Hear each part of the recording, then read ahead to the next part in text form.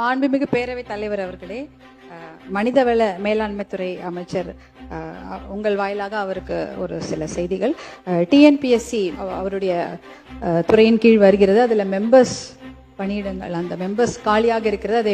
முதலில் அதை நிரப்ப வேண்டும். அப்படி நிரப்பினால்தான் முதல்ல நமக்கு இங்கே வேலை, கவர்மெண்ட் மிஷினரி நல்லா வேலை செய்யறதுக்கு ஆட்கள் கிடைப்பாங்க. ஏன்னா வருஷம் எக்ஸாம் நடத்தணும். கொரோனால எக்ஸாம் நடத்தல, அதுக்கப்புறம் 2 வருஷத்துக்கு ஒரு வாட்டி எக்ஸாம் நடத்தினால ரிசல்ட் வரல, அதுக்கு 2 வருஷம் ஆகுது. ரிசல்ட் வந்தாலும் கோர்ட்டு கேஸ்ன்னு அப்படியே யாருக்குமே வேலையே கிடையாது.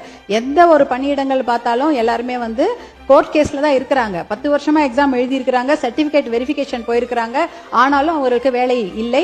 இந்த விஷயத்தெல்லாம் கொஞ்சம் இந்த குறைகளை கண்டிப்பாக நிவர்த்தி செய்ய வேண்டும். வருஷம் எக்ஸாம் நடத்தி அதுல ரிசல்ட் வழக்கு எதுவுமே இல்லாம அவர்களுக்கு வேலை வாய்ப்பு வழங்கப்பட வேண்டும்.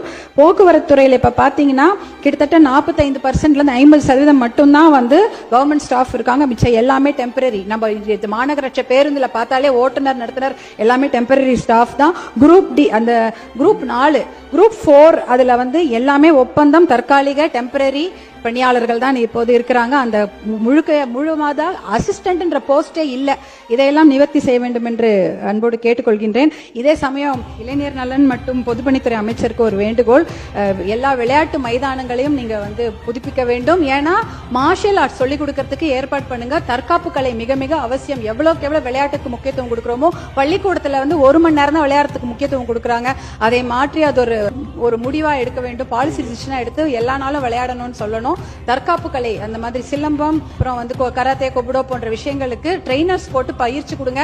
அந்த போதை மது பழக்கத்துல இருந்து இளைஞர்கள் அதுல இருந்து வெளில வருவாங்க. Discipline life style. பெண்களுக்கும் அது ஒரு பாதுகாப்பாக அமையும். அதை உங்கள் மூலம் தெரிவித்துக் கொள்கின்றேன். அதே போல எல்லா இடத்துலயும் மேம்பாலங்கள்லாம் கட்டப்படுகிறது. அப்ப மேம்பாலங்கள்லாம் கட்டப்படுற இடத்துல ஊருங்க துண்டிக்கப்படுகிறது. இந்த பக்கம் ஒரு 10 ஊர் மாட்டிக்குது, அந்த பக்கம் 10 ஊர் மாட்டிக்குது. அவங்களால போய் வர முடியல.